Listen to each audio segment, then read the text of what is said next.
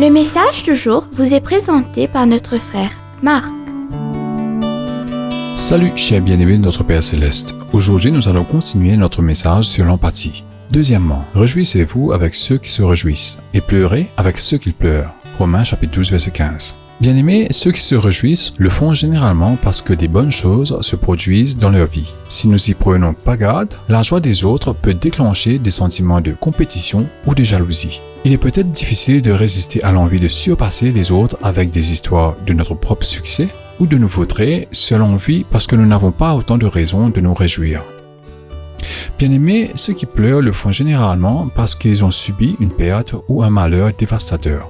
Cela peut créer des situations émotionnelles désordonnées. Il est presque impossible de se mêler de la vie des personnes blessées sans se salir les mains. Il est peut-être difficile de résister à l'envie de rester en dehors du désordre, d'envoyer nos pensées et nos prières à distance. Mais ce n'est pas ça l'empathie, et ce n'est pas ce à quoi Dieu nous appelle. Troisièmement, Jésus a pleuré. À voir Jean chapitre 11 verset 35.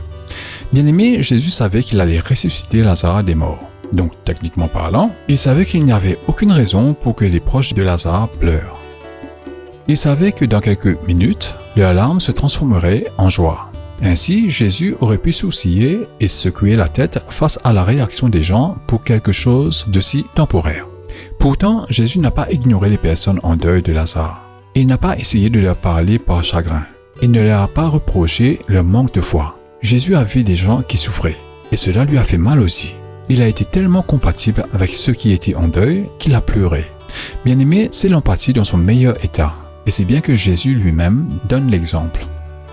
Alors ce dimanche, en allant à l'église, essayez de regarder autour de vous, de vous renseigner sur la situation des autres et de leur montrer de l'empathie.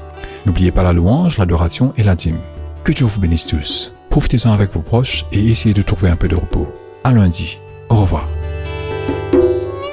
Si toi aussi tu crois que la parole de Dieu est une bénédiction, partage-la et sois une source de bénédiction pour les autres toi aussi.